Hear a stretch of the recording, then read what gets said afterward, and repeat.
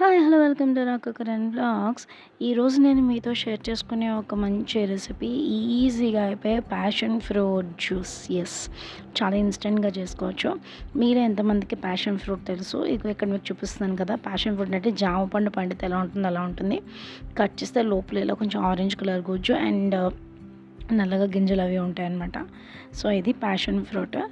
ఇది యూజువల్లీ కర్ణాటకలో ఎక్కువ బాగా వైడ్‌గా యూజ్ చేస్తారనమాట ప్యాషన్ ఫ్రూట్‌ని. సో ఇక్కడ మేము ఈరోజు జ్యూస్ తయారు చేస్తున్నాము. సో చాలా సింపుల్ అండ్ ఈజీ. సో ఏంటంటే ఫస్ట్ ఆఫ్ ఆల్ ఇలా కొద్దిగా వాటర్ తీసుకొని ఆ వాటర్లో కొంచెం ప్యాషన్ ఫ్రూట్ కట్ చేసిన గుజ్జంతా అందులో వేసేసుకోవాలి. తర్వాత దాంట్లో ఇలా గింజలు మొత్తం తీసేయాలి. ఈ ప్రాసెస్ యాక్చువల్లీ నాకు పెద్దగా తెలీదు. మా పెద్దత్తే చేస్తున్నారనమాట. అంటే ప్యాషన్ ఫ్రూట్స్ ఉన్నాయి ఇంట్లో.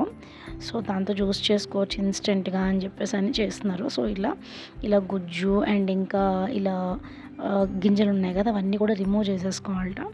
సో టోటల్‌గా మొత్తం అన్నీ రిమూవ్ చేసేస్తున్నారనమాట. ఒకటో రెండో ఉంటాయి అన్‌డౌటెడ్‌లీ, కానీ మ్యాక్సిమం అన్నీ తీసేసారు. ఇదిగో ఇలా గుజ్జు ఇంకా ఈ ప్యాషన్ ఫ్రూట్ గింజలు అనేవి తీసేసి పక్కన పెట్టేస్తున్నారు.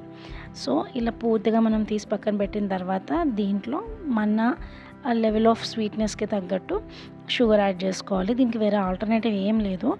అంటే జాగరీ పౌడర్ కానీ హనీ కానీ అండ్ కొన్ని ఫుడ్స్ అయితే మనకి రివర్స్ అవుతాయి కదా! అంటే కొంచెం డైజెషన్ ప్రాబ్లమ్స్ అలా వస్తాయి.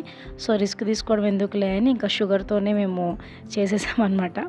సో దాన్ని పూర్తిగా కలిపేసుకోవాలి అండ్ చాలా క్విక్గా అయిపోయింది. అండ్ టేస్ట్ అయితే చాలా చాలా బాగుంది. తీయగా పుల్లగా భలే ఉంది. అండ్ మోస్ట్లీ పైనాపిల్ ఫ్లేవర్ లాగా అనిపించింది నాకైతే. అండ్ ఇంకొంతమంది మా ఇంట్లో వాళ్ళకి ఎలా అనిపించింది అంటే కొంచెం లెమన్ జ్యూస్ లాగా అనిపించిందని, రకరకాలగా ఎవరి టేస్ట్ బడ్స్ని బట్టి వాళ్ళు చెప్తూ ఉన్నారు. కానీ but literally it's so good. And passion fruit కూడా హెల్త్కి చాలా మంచిది. మీరు ఎవరన్నా ప్యాషన్ ఫ్రూట్ జ్యూస్ తాగారా? నాకు కింద కామెంట్ సెక్షన్లో తెలియజేయండి.